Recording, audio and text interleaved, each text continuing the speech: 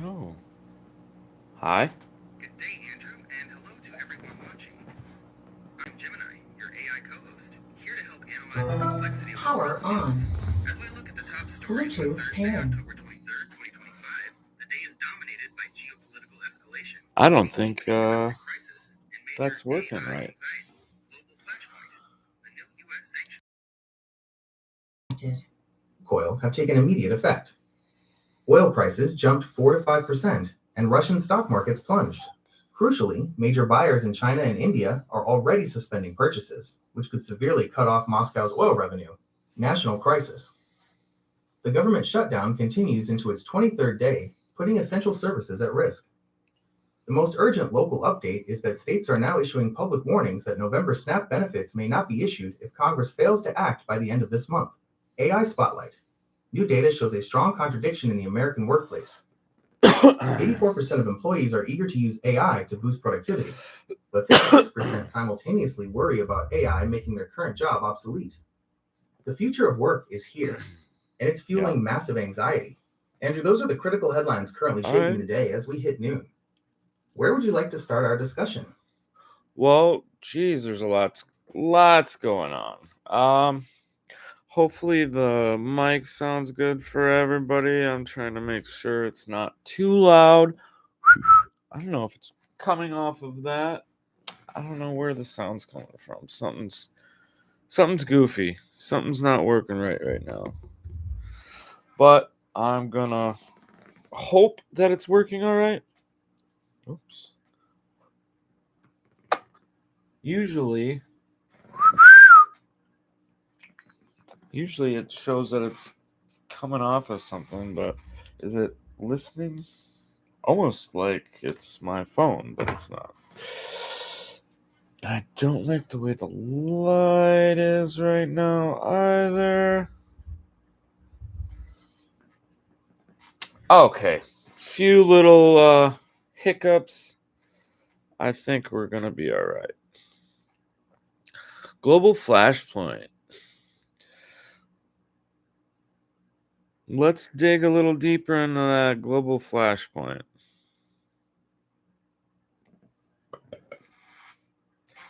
First thing he said. That's the right place to start, Andrew, because this story has immediate, tangible economic effects. The U.S. sanctions against Russia's two biggest oil companies, Rosneft and Lukoil, represent a major escalation. Here are the key details and their immediate impact. 1. The scope of the sanctions. Targeted entities, Rosneft and Lukoil, account for nearly half of Russia's total crude oil exports. The threat. The sanctions freeze any U.S. assets and bar American entities from dealing with them.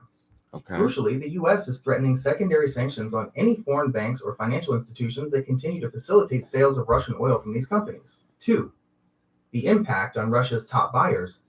China's reaction, state owned Chinese oil companies, including Sinopec and PetroChina, have immediately suspended purchases of seaborne Russian crude due to the fear of secondary sanctions. This affects a significant portion of Russia's maritime exports. India's reaction. Indian refiners, which had become Russia's largest oil customers, are also preparing to sharply reduce or halt their imports entirely to comply with the U.S. measures. Upcoming orders are expected to shift to alternative suppliers. The revenue hit, a sudden, simultaneous drop in demand from Russia's two biggest customers, puts immense pressure on Moscow's oil revenues, which are essential to funding the war in Ukraine. 3. Okay. The immediate global market reaction. Oil prices. Brent crude futures jumped by over 5% following the news, hitting a 2-week high. The market is pricing in the sudden loss of a large chunk of Russian supply. Okay. Russian market. The Russian stock market, as tracked by the MOEX Russia Index, plunged on the news. In short, the US is trying to effectively isolate nearly half of Russia's oil exports by forcing Moscow's key remaining buyers in Asia to step back. Okay. Makes sense. So I know that was a big thing I heard yesterday, I think, was Trump squeezing Russia and their oil again. Excuse me. And that is why I'm going to quit smoking cigars altogether. Anyways, uh,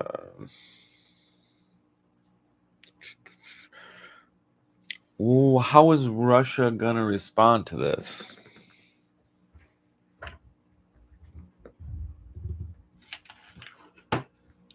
Russia's official response has been a mix of furious rhetoric and economic defiance, Andrew. One, official rhetoric, act of war, political outrage.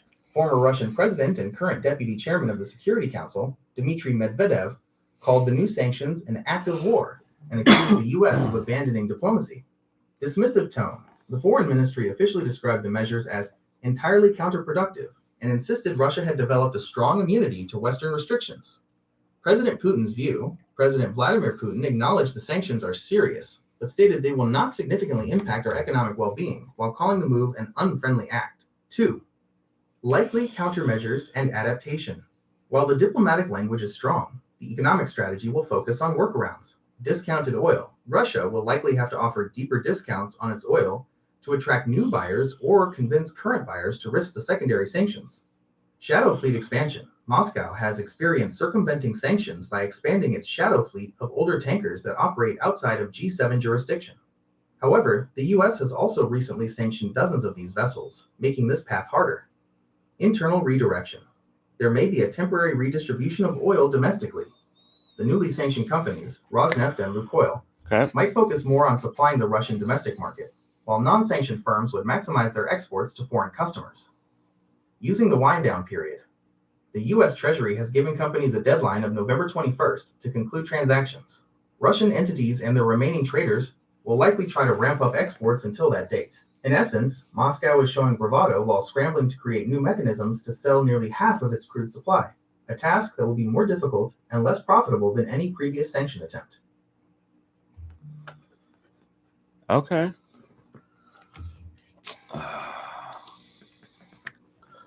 Cool. How does Russia not worry about not selling their oil? How else do they get their money?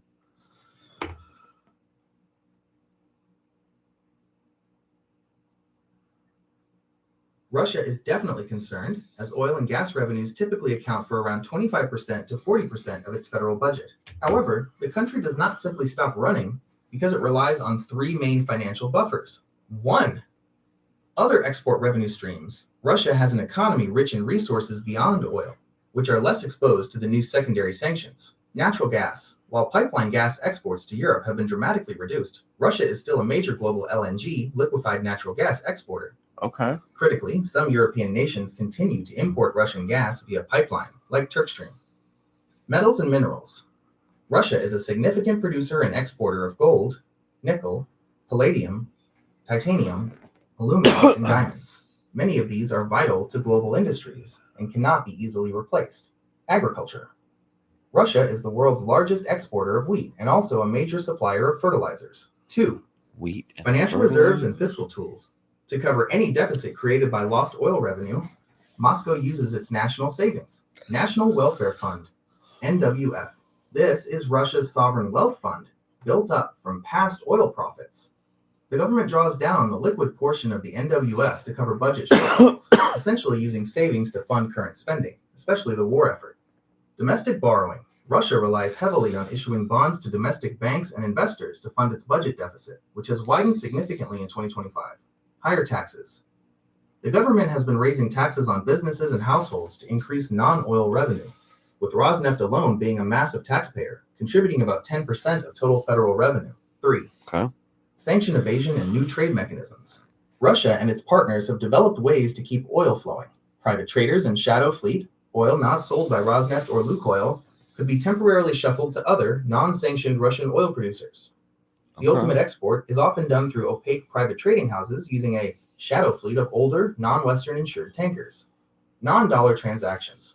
Russia increasingly settles trade with countries like China and India using their own national currencies, e.g., rubles and yuan, to bypass the US dollar-based Western financial system, which is the primary tool for enforcing these sanctions. In short, the financial pain is real and limits Russia's long-term spending, but the country can use its wealth, other commodities, and workarounds to absorb the blow in the short to medium term.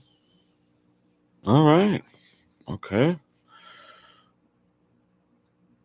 So can't we put other sanctions on as well, like the wheat and other minerals?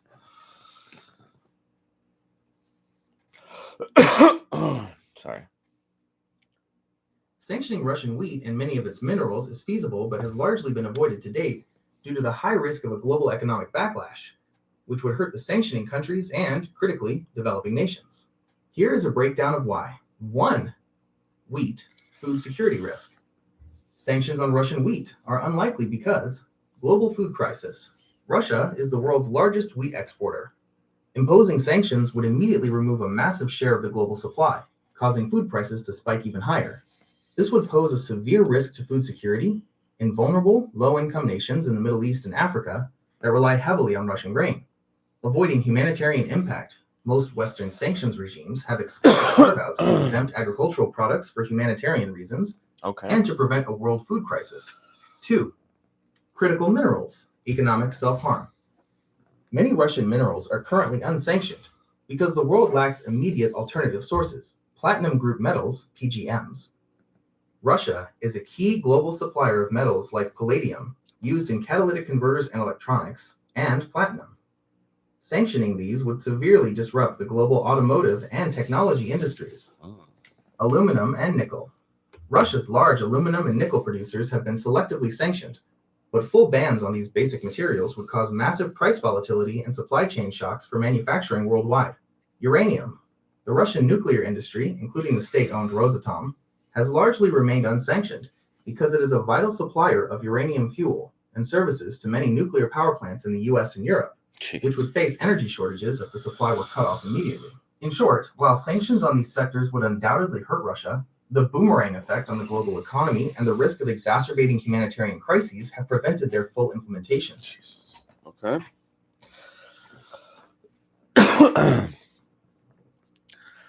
So why isn't there just like a full news resource that brings the whole world together?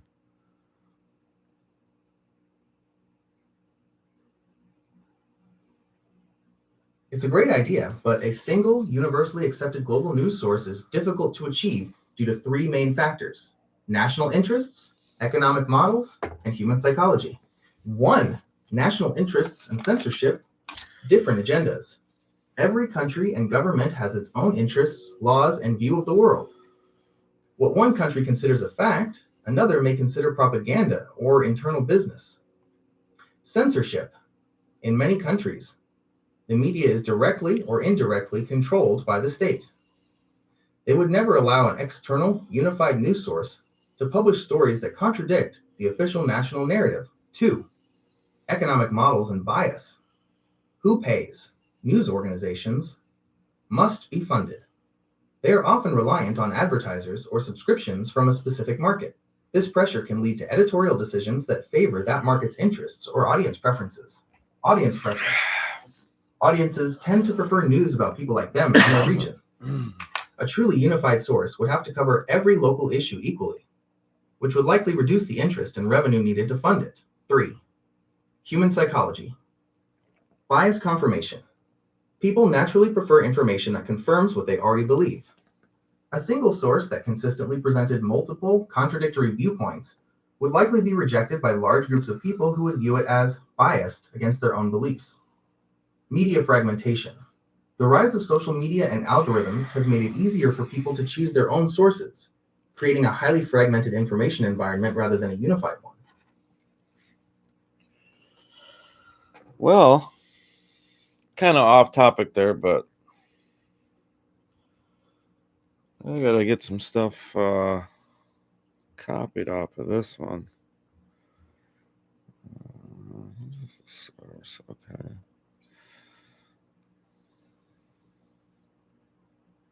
All right. Well, that's interesting for me that people just don't give a fuck, I guess.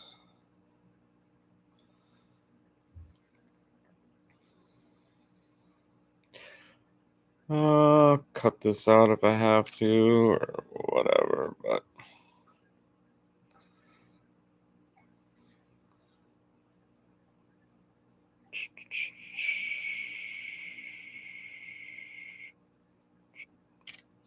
All right. All right, let's get back on track, Gemini. What else do we got? Based on our recent topics, we have discussed 1. Russia's economy, how Russia manages its revenue despite oil sanctions, and the feasibility of sanctioning other exports like wheat and minerals. 2. Global news, the challenge of creating a single, unified global news source. 3. Charles Darwin's On the Origin of Species, as previously saved information. What would you like to discuss next? Or would you like to explore another angle of these topics? Or would you like to explore another angle of these topics? Or would you like to explore another angle of these topics? Are you going to Or repeat would it you again? like to explore another angle of these Stop. topics? For another angle of these topics. Stop. For another angle of these topics. Stop. For another angle of these topics. Okay.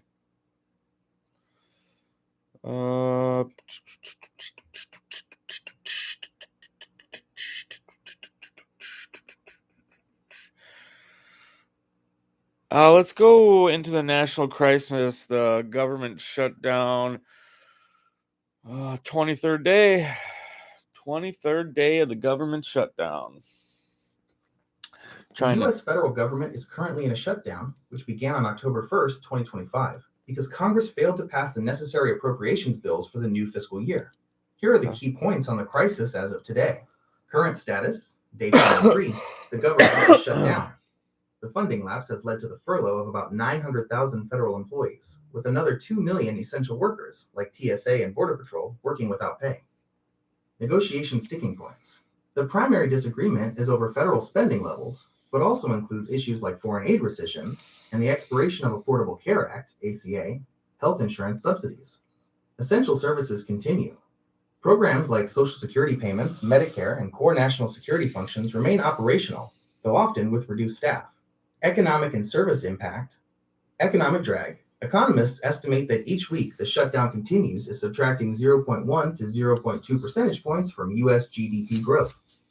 Missed pay. Federal employees have already missed at least one full paycheck, creating significant financial strain. Delayed services. Many non-essential government services are suspended, including national parks and Smithsonian museums are closed. Processing of new applications for federal benefits, like food assistance, after October 31st. Delays in business loans, permits, and federal contracts.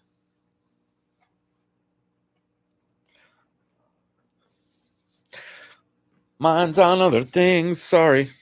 Okay, let's see. Yeah, we know that. We know that. Economic and service impact. Okay. Let's dive a little deeper into this shutdown.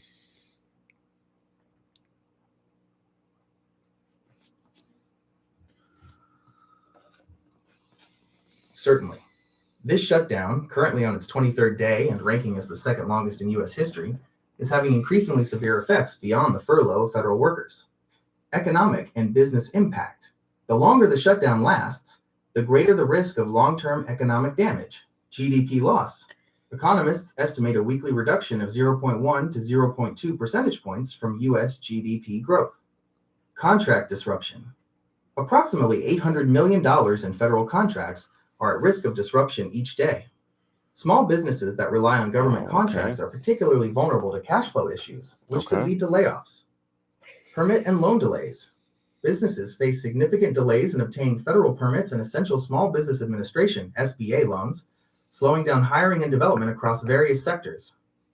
Confidence risk.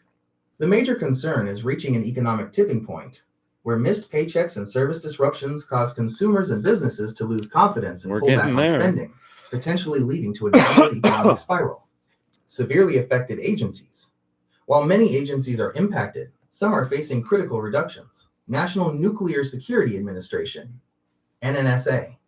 This agency, which manages the U.S. nuclear stockpile, has had to furlough approximately 80% of its workforce as its carryover funds have been exhausted. This halts most scientific research, stockpile maintenance, and global security programs. Department of Education, DOE. The administration is laying off hundreds of employees, severely cutting into offices that oversee key programs, including the Individuals with Disabilities Education Act, IDA, for special education, and the Office for Civil Rights. Health and Human Services, HHS. HHS is operating with a sharply reduced workforce, with many functions critical to maternal and child health, MCH programs, and public health communications paused. Historical context: this shutdown is now eclipsed only by the 35-day shutdown in 2018-2019, which was over funding for a border wall. The current crisis is primarily fueled by partisan disagreements over federal spending levels and the expiration of key health insurance subsidies under the Affordable Care Act. Historically, most shutdowns are resolved by passing a continuing resolution, CR, a temporary funding measure, to keep the government open while negotiations continue. Okay.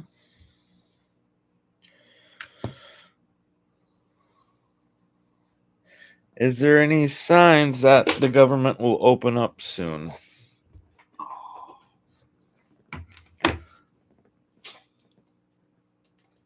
Currently, there are no strong indications that the government will open up soon, and the stalemate is intensifying as it enters its fourth week. Here is the current status on the path to a resolution. Deadlock remains total. Senate votes keep failing. The Senate has voted on the House-passed temporary funding bill, continuing resolution, over 12 times, and each vote has failed to reach the 60 votes required to advance. Negotiations stalled. Republicans are refusing to negotiate the main sticking point, the extension of Affordable Care Act, ACA, health insurance subsidies, until Democrats pass a clean bill to reopen the government first. Democrats, in turn, are refusing to provide the votes needed to open the government without a commitment to address the looming healthcare crisis. Presidential stance: the president has shown little urgency to directly intervene and broker a compromise, stating that Congress should simply pass an extension. Key issues keeping it shut.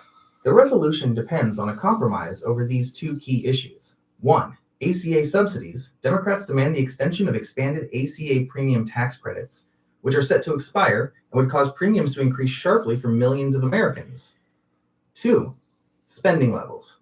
Republicans are pushing for different overall spending levels for fiscal year 2026. Unless one side breaks the political deadlock and either caves on the ACA subsidies or agrees to negotiate the healthcare issue immediately, the shutdown is likely to continue. Lawmakers are now openly discussing the possibility of the shutdown surpassing the record longest one of 35 days.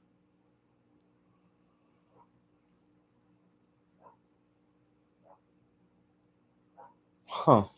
Okay. When will we reach 35 days? November 4th?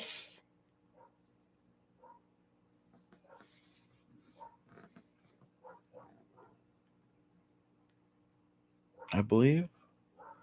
No, it will reach 35 days on November 4th. The shutdown began on October 1st, 2025. Day 35 of the shutdown will be Tuesday, November 4th, 2025. If the shutdown continues until that date, it will officially tie the record for the longest government shutdown in U.S. history, which was 35 days from December 2018 to January 2019. Okay. Well, what else is going on in world news?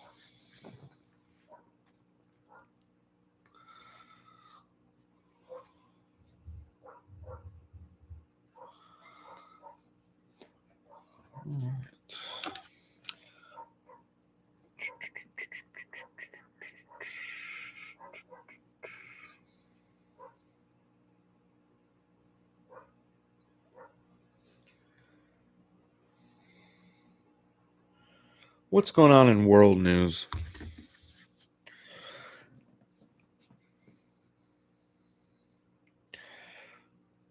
Okay. East tensions.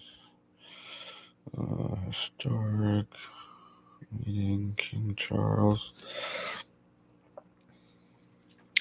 What's going on with the historic meeting King Charles III?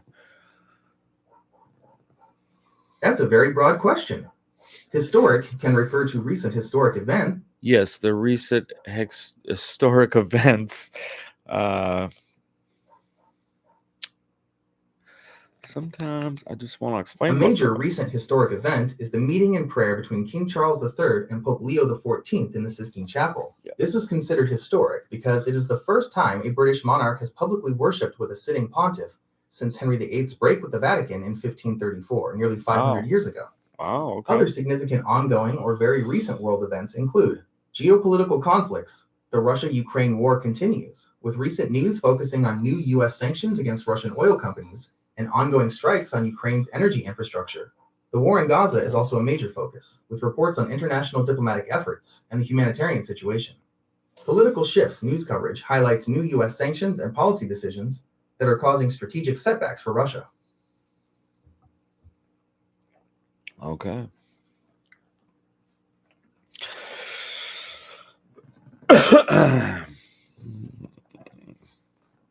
How's else major focus? Okay. That's interesting. International.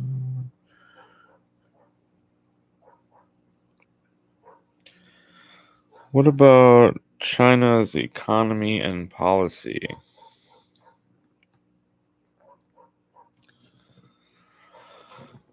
China's economy is currently steadying but is not strong, with recent growth figures showing a slowdown in momentum and an increasing reliance on exports. Economic status: GDP growth slowing.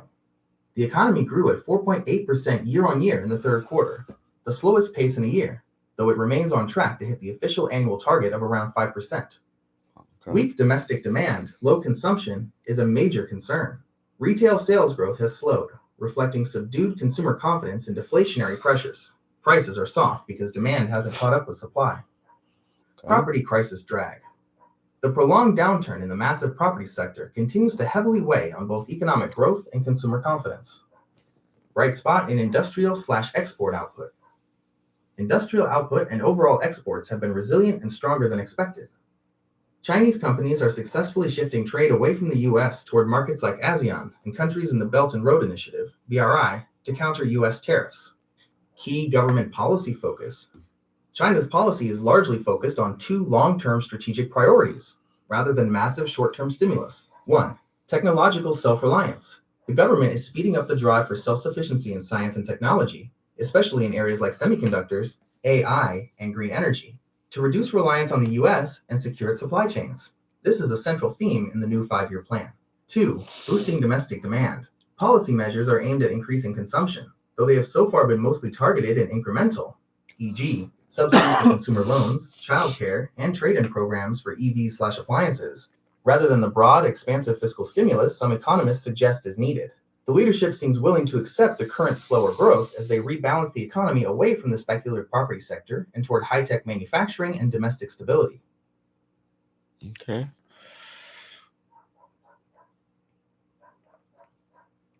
So pretty much the whole world is just shifting right now and getting into the AI and everything else. That's an insightful observation. While the whole world is a big place, your point about significant shifts, especially concerning AI, is definitely reflected in recent global trends and policy moves. Here's a breakdown, keeping in mind your preference for shorter answers. Geopolitical shifts. The rise of new conflicts and the historic meeting between King Charles III and the Pope show major shifts in international relations and long-standing institutions. Economic rebalancing. China. China's policy is shifting its economy away from an over-reliance on the troubled property sector toward prioritizing technological self-reliance and high-tech manufacturing, like EVs and batteries. The AI tech shift. Your mention of AI is directly related to major global policy focuses. Countries, including China, are heavily focused on accelerating AI, robotics, and advanced technology to gain a competitive edge and secure supply chains. This push for technological leadership is a defining shift of the current era.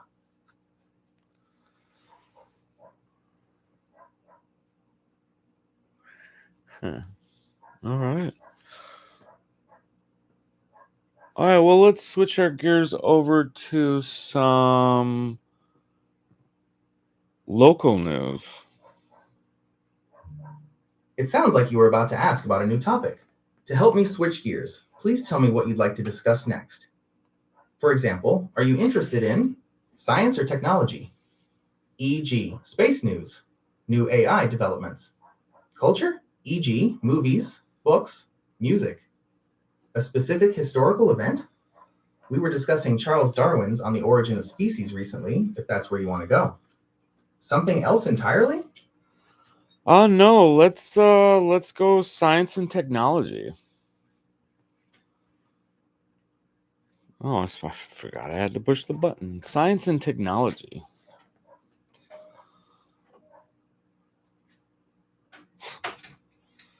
There are major recent breakthroughs across several areas of science and technology, reflecting the ongoing global shift toward advanced research and space exploration. Okay. Key scientific breakthroughs. Recent advances have been reported in longevity and brain health.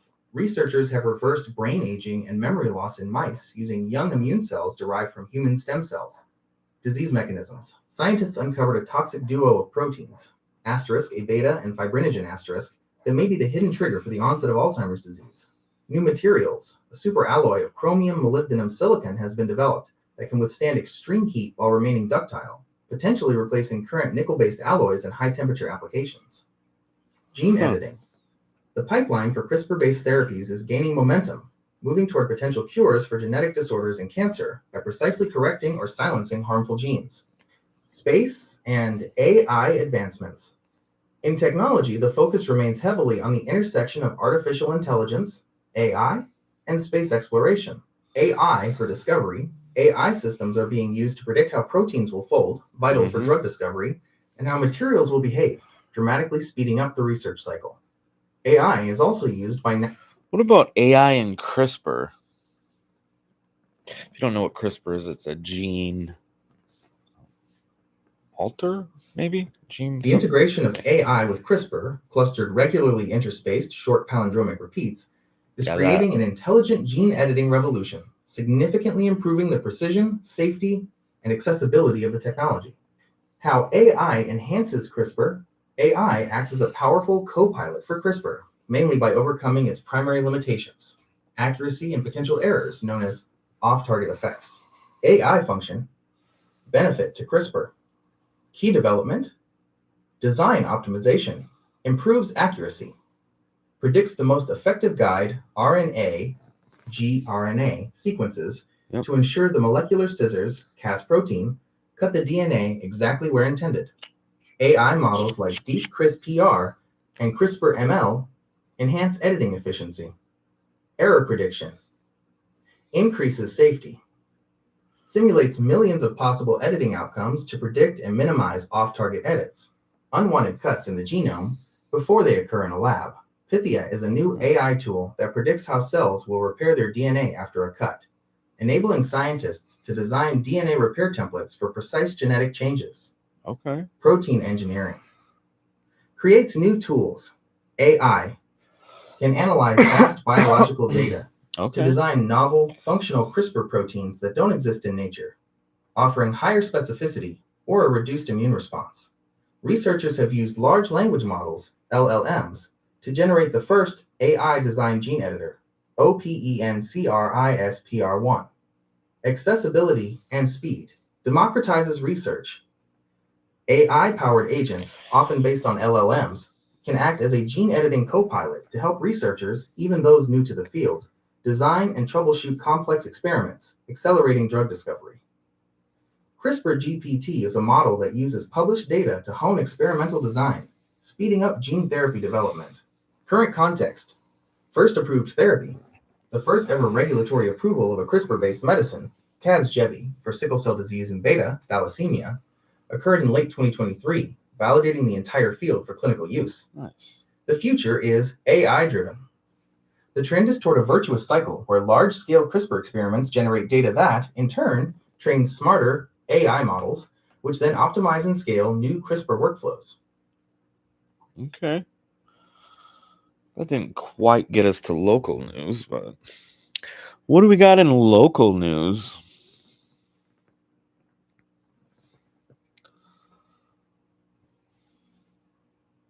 You are in Fairmont, Minnesota, so here is a summary of the most recent local news, keeping the answers brief. Top local headlines. Road project visit. The Minnesota House Capital Investment Committee stopped in Fairmont today, Wednesday, to review a proposed $10.9 million street reconstruction project for a potential 2026 state bill.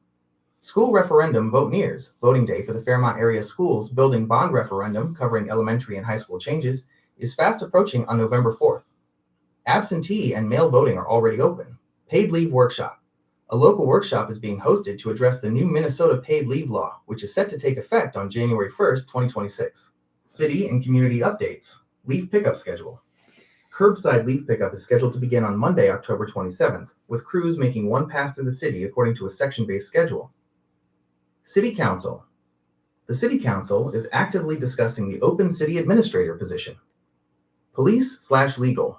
A Fairmont man is facing felony charges for alleged theft by swindle involving an elderly woman and home improvement fees. Of course. Why don't you get more in depth with the paid leave workshop?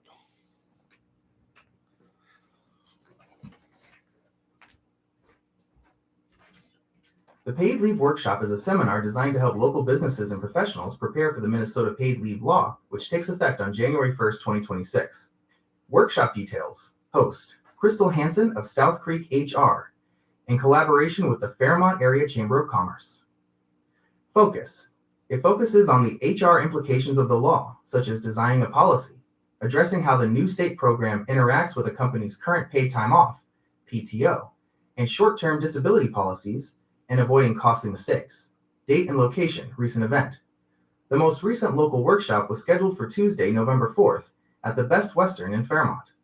Key aspects of the Minnesota paid leave law. The workshop addresses the major compliance requirements and decisions employers must make before the 2026 launch. Coverage and benefits. The law provides job-protected, partially paid leave for up to 12 weeks for a serious medical condition and up to 12 weeks for family care, bonding with a new child, military needs, or personal safety issues, with a maximum combined total of 20 weeks in a benefit year. Funding, premiums. The program is funded by a premium on wages, 0.88% for 2026. Employers must pay at least 50% of the premium, with the remainder potentially deducted from employee wages. Employer requirements. Notices. Employers must display a workplace poster and provide individual notices to employees in their primary language, with acknowledgement of receipt. Administration. Businesses must designate a paid leave administrator and review their unemployment insurance, UI, employer accounts. Equivalent plans. Employers who want to use their own private or self-funded plan instead of the state program must submit an equivalent plan application for approval by a November 10th, 2025 deadline to be ready for the January 1st launch.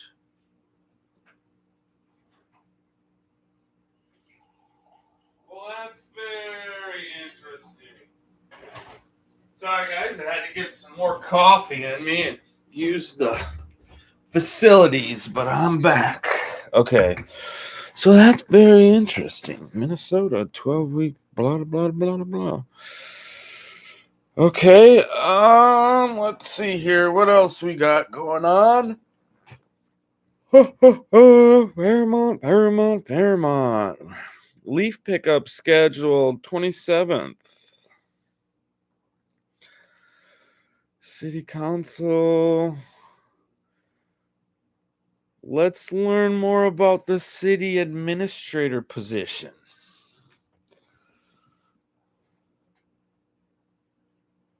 The process to hire a new city administrator in Fairmont recently reached a critical point and failed, forcing the city to restart the search.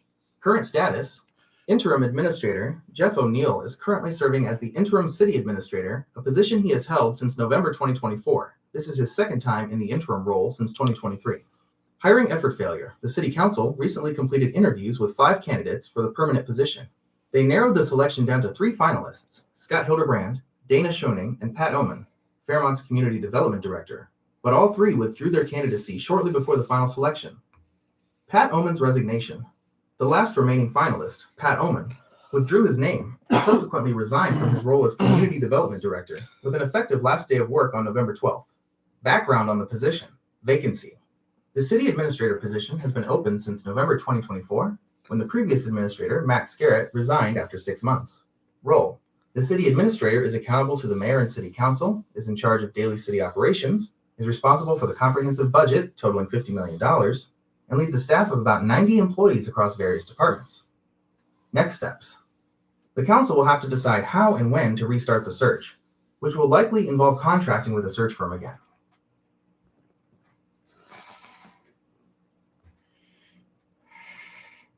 Can just a normal citizen apply?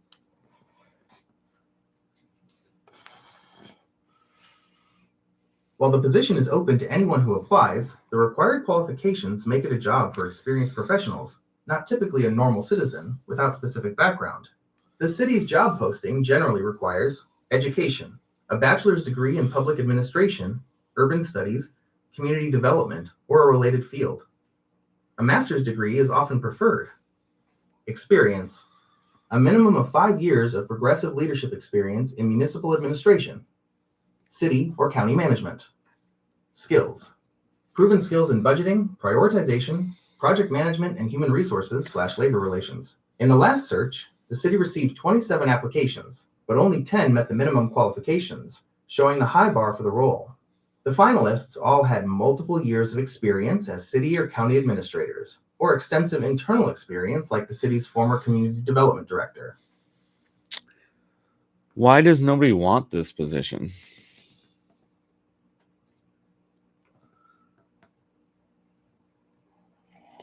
The main reason for the difficulty in filling the position appears to be a history of high turnover and a challenging political environment, which led to the recent withdrawal of all top candidates. Key factors that have been cited include 1. High turnover. The city has had short tenures for recent administrators. The most recent full-time administrator, Matt Scarrett, resigned after only 6 months. This suggests an instability that makes the job less attractive. 2. Lack of council and staff support. For the last internal candidate who withdrew, reports indicate they knew they did not have the full support of the city council or city staff, making the leadership position untenable. 3. Citizen harassment/interference. According to local editorials, some candidates faced harassment from citizens who were interfering in the hiring process, which contributed to some withdrawals. 4. Challenging environment. The role requires strong leadership to manage a $50 million budget, lead a staff of 90, and execute major projects while navigating a divided city council, which can be a difficult combination for even experienced administrators.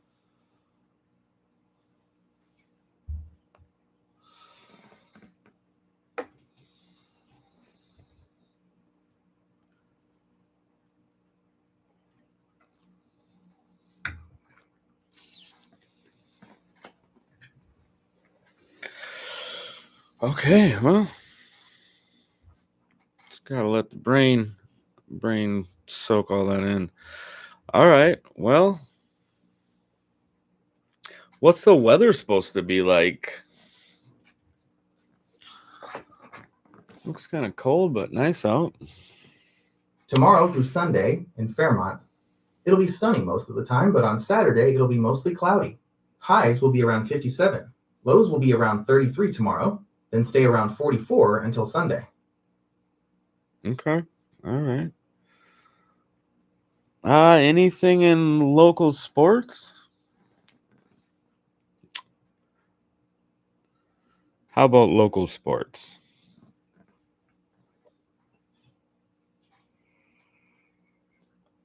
Local sports are focused on the Fairmont Cardinals high school teams currently in their fall section playoffs. Here are the recent results and upcoming schedule. Recent playoff results. Football, 4-5 overall. The Cardinals season ended with a 21-14 loss to Tri-City United on Tuesday night in the Section 3 AAA quarterfinals. Girls tennis, doubles partners Amelia Clanderud and Allison Slama won the Section 2A championship and are competing in the Class A individual state tournament today, Thursday, in Minneapolis. Today's schedule, Thursday, October 23rd. Cross country, boys and girls varsity teams are competing in the Section 2 AA championships at Benson Park in Mankato. Upcoming schedule, girls volleyball. The team plays in the section tournament quarterfinals tomorrow, Friday, against Pipestone Area at Pipestone Area High School at 7 p.m. Football. Although the varsity season ended, there is a sectional game scheduled for Saturday at 2 p.m. against the high seed, likely for other levels of the program. Let's go with world sports. Yeah, a little soccer and football. A little tennis. The major headlines in world sports. Basketball. Uh-oh.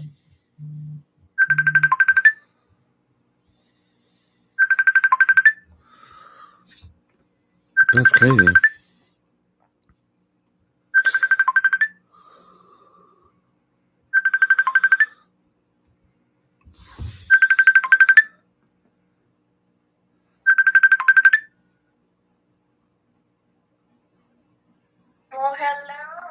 Hello, you're live with me.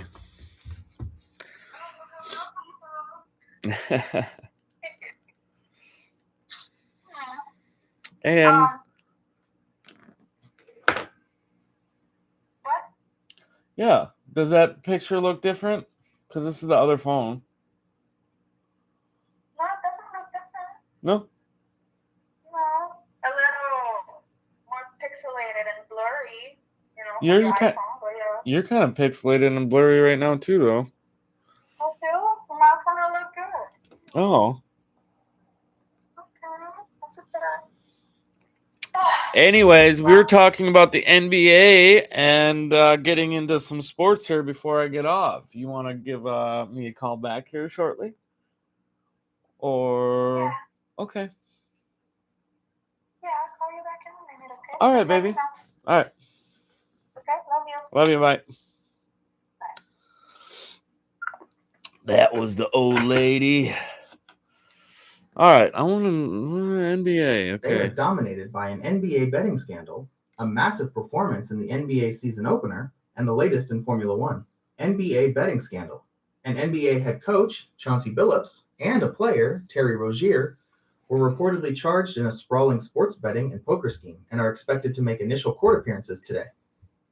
NBA season opener. Scheme. San Antonio Spurs star Victor Wembanyama had an exceptional performance in the season opener, scoring 40 points and grabbing 15 rebounds in a 125-92 rout of the Dallas Mavericks.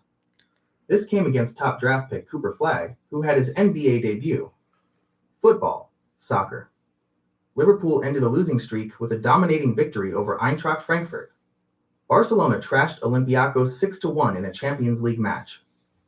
Formula One. The focus is on the title race after the recent United States Grand Prix, which was won by Max Verstappen.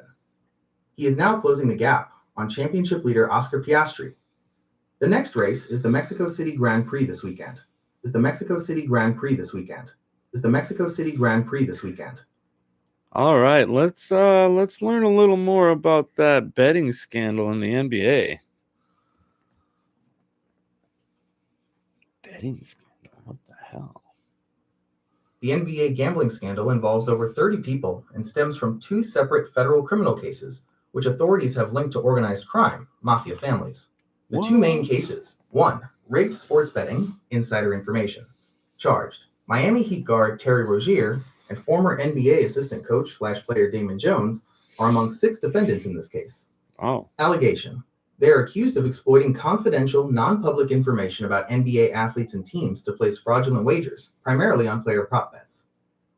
Specific example: Rozier allegedly informed others that he planned to leave a March 2023 game early with a supposed injury while playing for the Hornets, allowing co-conspirators to place wagers on his under statistics, profiting from his early exit. 2. Rigged high-stakes poker games, mafia-backed. Mafia. Charged: Portland Trailblazers coach Chauncey Billups and former NBA assistant coach/player Damon Jones are among 31 defendants in this case, which includes alleged members of 4 New York Mafia families. Allegation: the scheme involved rigging illegal high-stakes poker games in locations like Las Vegas and New York, using technology like tampered shuffling machines to defraud victims of millions. Role of NBA figures: athletes like Billups and Jones were allegedly used as face cards to lure unsuspecting victims, referred to as fish, to the rigged games. Both Billups and Rozier have been placed on immediate leave by the NBA. Both men face money laundering and wire fraud conspiracy charges and were expected to make initial court appearances today. Okay. Wow. Cool. We'll have to get into the mafia a little more. On another episode, let's spend it on the mafia. Learn about the mafia. The mafia family.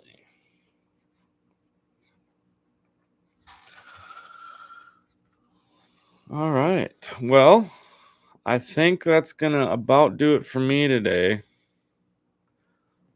That's going to about do it for me today. You want to close out this one? Certainly. It sounds like a busy day in the world of sports, with the arrests of an NBA coach and player in connection with gambling schemes and big results from the NBA season openers in European football. Is there anything else I can help you with before you go? No, I think that'll do it for this live stream. You want to close out the live stream and say bye? Understood.